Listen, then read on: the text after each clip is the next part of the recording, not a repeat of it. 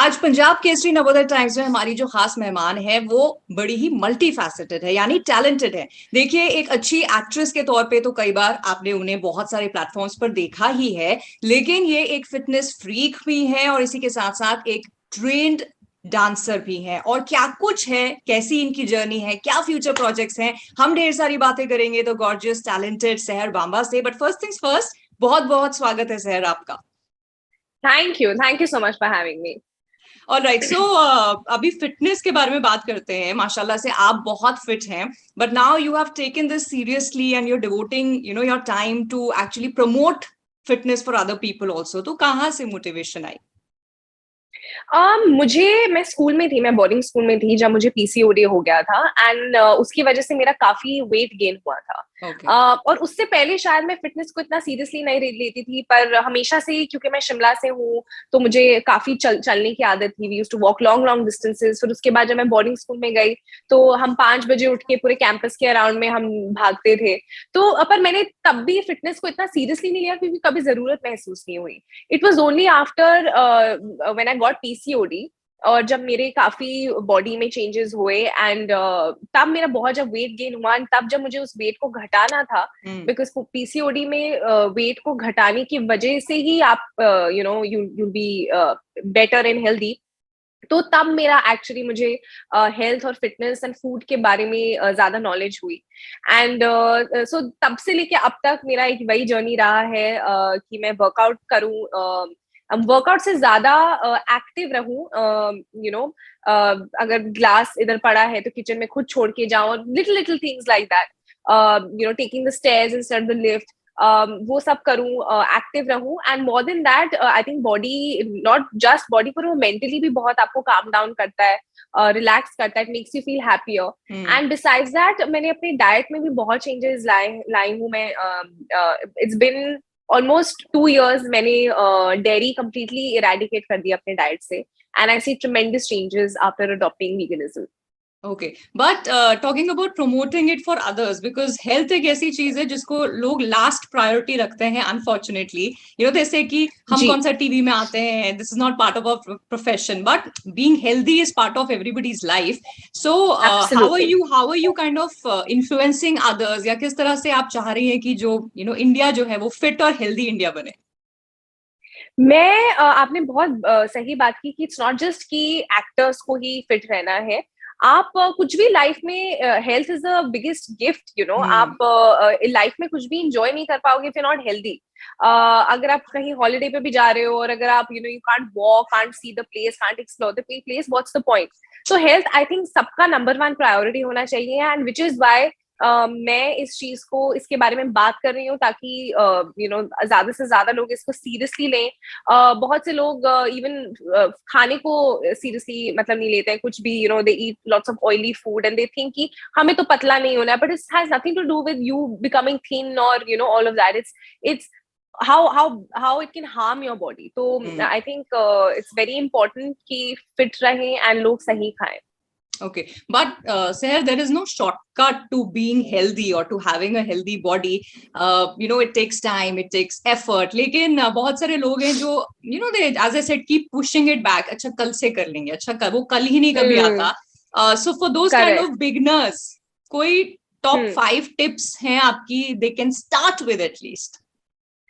I think firstly that's works for me personally is कि जितनी भी क्रैश डाइट्स होती हैं या जो बोलते हैं कि आप ये फॉलो करो तो इतना वजन घट जाएगा, वो सबके लिए to each is own, but मेरे हिसाब से वो सस्टेनेबल नहीं है।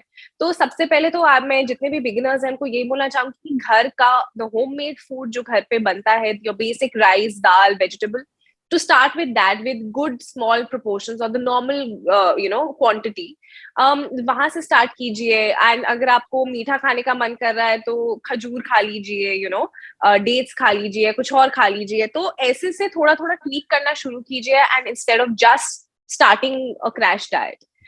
एंड उसके अलावा अगर आप जिम बाय चांस नहीं जा सकते हैं तो घर पे योगा मैट से आप थोड़ा बहुत बर्पीज कर लीजिए, स्पॉट जॉगिंग कर लीजिए या बाहर वॉक के लिए चली जाइए। तो थोड़े बहुत चेंजेस जो सस्टेनेबल हैं, जो आप लाइफ लॉन्ग कर सकते हैं, वो कीजिए। एंड सर जैसे आपने मेंशन किया ना योर जर्नी और your this passion towards fitness वो आपके स्कूल डेज से शुरू हुआ.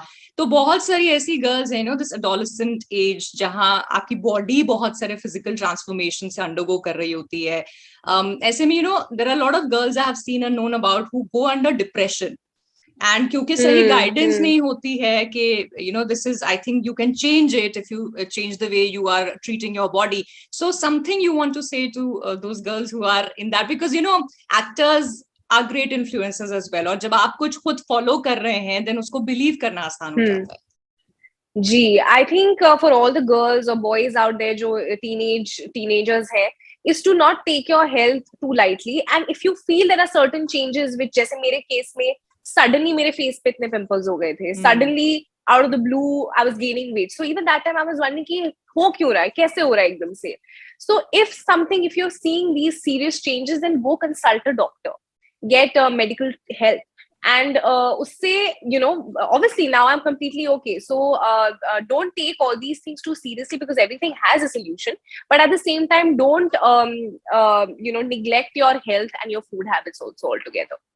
Okay, तो चलिए ये तो आपके एक फैसेट की बात होगी out of all the talents God willing that you have which is fitness. मैंने ये भी कहा था कि आप एक ट्रेन्ड डांसर हैं और आप ट्रेन्ड कथक डांसर है, right? So tell us something about that part of your life. तो बचपन से स्कूल में इनफैक्ट बिकॉज शिमला में जो कॉन्वेंट स्कूल में जिसमें मैं पढ़ती थी and even after the boarding school they did not allow, उन्होंने हमारा जो डांस फॉर्म था वो बॉलीवुड म्यूजिक पे हमें अलाउड ही नहीं था, तो it used to be the instrumental music. तो उसपे बाय डिफॉल्ट हम लोग सिर्फ कथक, सेमी क्लासिकल ये सब करते थे, तो उसी में मेरा बेस काफी स्ट्रांग हो गया है. और जब मैं मुंबई आई तो मुझे एक चीज रियलाइज हुई कि अगर आपका बेस कथक या सेमी क्लासिकल में स्ट्रांग है then perhaps you can do any other dance form. तो वहीं से मेरी जर्नी शुरू हुई बचपन से, एंड अभी तक भी ये कथक सेमी क्लासिकल एक ऐसा डांस फॉर्म है जो मैं पर्सनली सबसे ज्यादा एंजॉय करती हूँ. Okay, but जैसे कथक है और any dance form, any Indian dance form या professional dance form, it's all about expressions, it's about your body movements, it's about flexibility. As an actor, how much does that help you in your craft? It helps a lot क्योंकि बचपन से जब आपको पता है when you're dancing की expressions and all का आपको बहुत पहले से knowledge हो जाता है, and that of course helps a great deal even in acting. And acting से भी ज्यादा ये मुझे बहुत सारे इनफैक्ट कोरियोग्राफर से खुद बात बोली कि कथक अगर आपको आता है, सेमी क्लासिकल आता है, आप कोई भी डांस फॉर्म कर सकते हो. तो I think all the little girls out there उनको डेफिनेटली स्टार्ट कथक से मेरे हिसाब से करना चाहिए. Okay, and do you still train for it? क्योंकि ऑल दिस इसमें रियाज की भी बहुत जरूरत होती है ना, any kind of professional training. तो आप अभी भी रियाज करते हो, प्रैक्टिस? इनफैक्ट मैंने अभी कुछ दिन पहले ही I found out a teacher जिनके पास मैं जाना चाहती हूँ, but I have another teacher जिनके पास मैं जाती हूँ नॉट जस्ट फॉर कथक लेकिन all dance form. So and वो एक तरह से मेरा एक वर्कआउट भी हो जाता है. जब मैं अपने जिम वगैरह से काफी बोर हो जाती हूँ तो मैं उनके पास जाके हम कोई भी डांस फॉर्म चूज करते हैं, वो मुझे सिखाते हैं, फिर हम प्रैक्टिस करते हैं, फिर हम शूट करते हैं, फिर हम इंस्टाग्राम पे डालते हैं. जी. ओके, तो ये दो फैसेट्स की बात होगी. Now coming to the one जिसमें लोग आपको बहुत ज्यादा पसंद करते हैं, धीरे धीरे जो आप काम कर रही हैं उसमें अप्रिशिएट कर रहे हैं. Sir, what I want to know about your acting journey is कि बहुत सारे ऐसे एक्टर्स हैं who fade away अगर उनकी डेब्यू फिल्म अच्छा परफॉर्म नहीं करती है, और they themselves lose that kind of faith and confidence, but आपने उसे अपने रास्ते में नहीं आने दिया. So what was that mantra that you kept following? I didn't know any other way. Also, because I'm so passionate about acting, about the field that I am in, and तो वो मेरे लिए the failure of my first film वो मेरे लिए कभी barrier बना ही नहीं, because मुझे पता था, I had my blinders on, मुझे मेरा focus पता था, and I said okay, now this is over and done with, now what next? And मेरा approach यही रही है. And somehow over the years I've realized कि now I've been shaped into a person like that also because of so many rejections and the failure of my first film कि I've become a very strong person. अब मुझे good, bad, high, low मुझे फर्क ही नहीं पड़ता. Like I've become a very neutral रहती हूँ मैं हर situation में. So yeah.